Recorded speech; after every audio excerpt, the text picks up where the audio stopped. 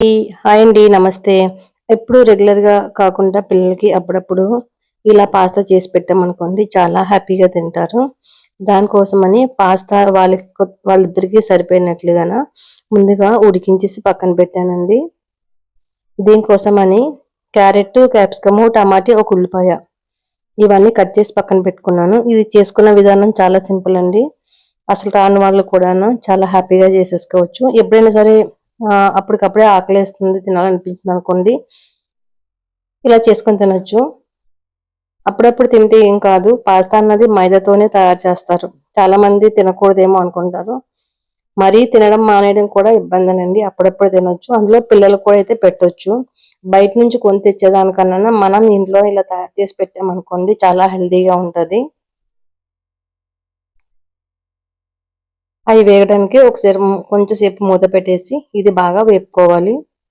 ఒక 50% ఎగితే సరిపోతుంది. ఇందులో ఉల్లిపాయ వేసాం కాబట్టి టేస్ట్ అనేది చాలా బాగుంటది. ఇది వేగేటప్పుడే దీనికి తగినంత ఉప్పు, కారం వేసుకొని కూడా బాగా వేపుకోవాలి.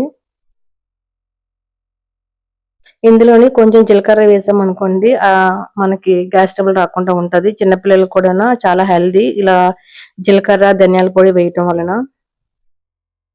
ఇలా బాగా వేపిన తర్వాత కొంచెము సోయా సాస్ వేసామనుకోండి దీనికి ఫ్లేవర్ అనేది చాలా బాగుంటుంది. సోయా సాస్ వేయడం వల్ల దీని టేస్ట్ అనేది మారుతుందన్నమాట. మన రెస్టారెంట్ లో ఎలాగైతే తింటూ ఫీల్ అవుతామో అదే ఫీలింగ్ వస్తుంది సోయా సాస్ వేయడం వలన. అలాగే మనం ఉడికించి పక్కన పెట్టుకున్న పాస్తా కూడా అందులో వేసుకొని ఆ కూరగాయల మసాలాలు మొత్తం అన్ని కూడా దానికి పట్టేలాగా కలుపుకోవాలి. మన ఛానల్లోకి ఎవరైనా ఫస్ట్ టైం వచ్చినట్టయితే కానీ ప్లీజ్ లైక్ చేయండి, సబ్స్క్రైబ్ చేసుకోండి. ఇలాంటి చిన్న చిన్న వీడియోస్ అన్ని కూడా మన ఛానల్లో చాలా ఉన్నాయి. ఇటు రాబోతున్న టైంలో ఇంకా ఎక్కువగా పెడతాను. నచ్చినట్టయితే లైక్ చేయండి, కామెంట్ చేయండి.